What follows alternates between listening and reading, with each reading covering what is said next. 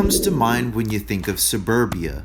Most of us envision average people going about their quiet, mundane lives without much interference or excitement. What if there was more to that than meets the eye? Filmmakers like David Lynch are known for peeling back the curtain of small-town America to reveal the dark underbelly hiding just beneath the surface. You can count on these movies to take that concept to the extreme.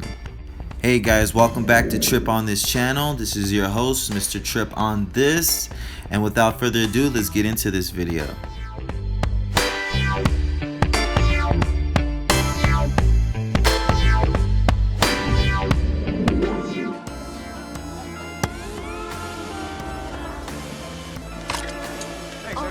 Coming in at number 5, Edward Scissorhands.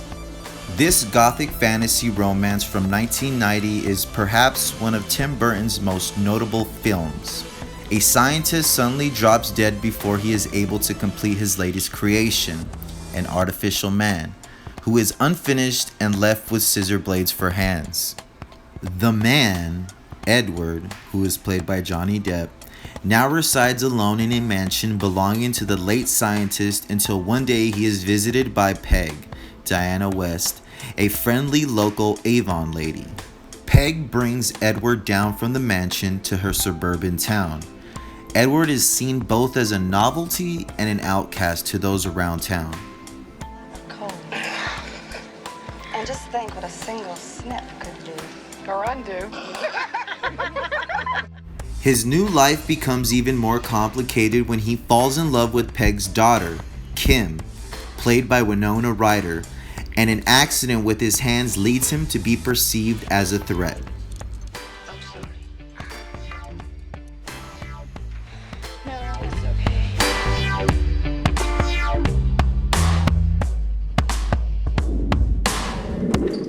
As you can see, the lifeline is divided into two polar extremes, fear and love.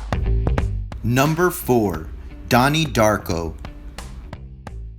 Written and directed by Richard Kelly, this 2001 psychological thriller stars Jake Gyllenhaal as Donnie, a teenager who leaves his house one night while sleepwalking and sees a human-sized demonic-looking rabbit named Frank. Frank tells Donnie that the world is going to end in 28 days. 28 days. Donnie returns home to find that a jet engine has crashed into his bedroom, right where he should have been sleeping. Time travel and wormholes come into play and lead Donnie's family to send him to a therapist who believes that the teen's visions are daylight hallucinations and symptoms of paranoid schizophrenia.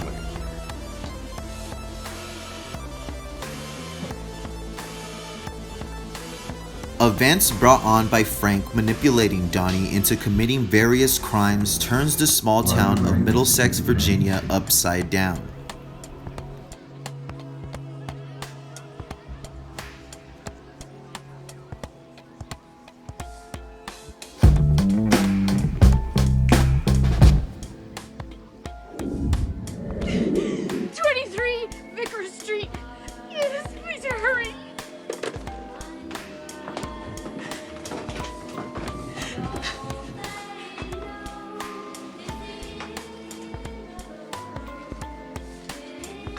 Your buttons. Now you're taking our money. Please, I didn't press shit. She was waiting for an excuse. Come on, pack up. We have to go. Number 3, Girl Interrupted.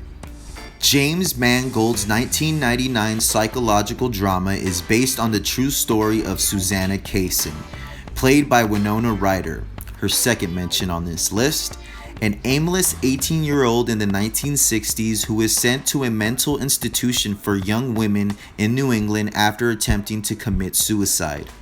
There, she meets other patients, like the beautiful and alluring Lisa, Angelina Jolie.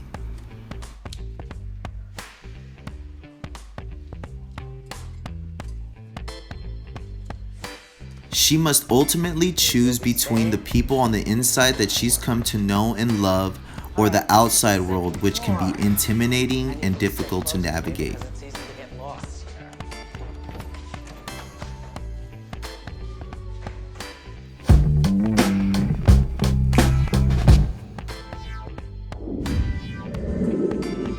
Number 2, The Virgin Suicides.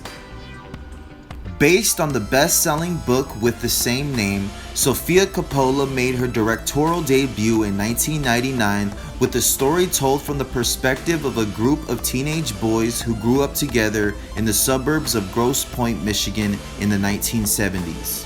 The boys reflect on their experience with the neighbors, the 5 Lisbon girls, whose strict parents forced them to live sheltered lives. When the girls did experience otherwise normal human interaction, the outcomes were not good.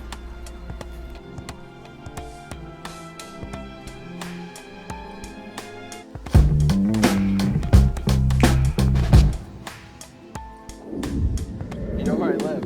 Hey, guys. Lester, I didn't know you ran. Well, I just started.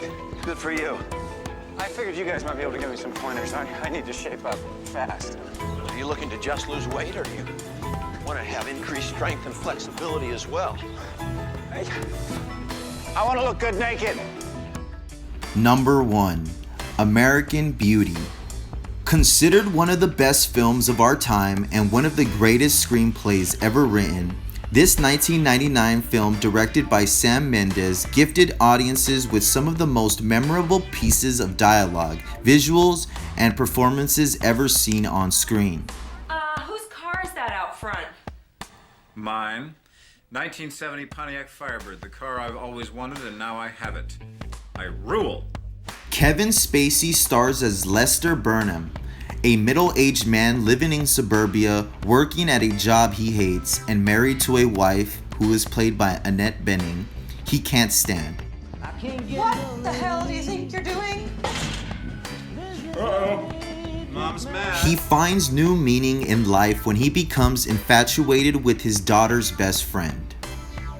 In all, this film was nominated for 160 awards and won 89 of them.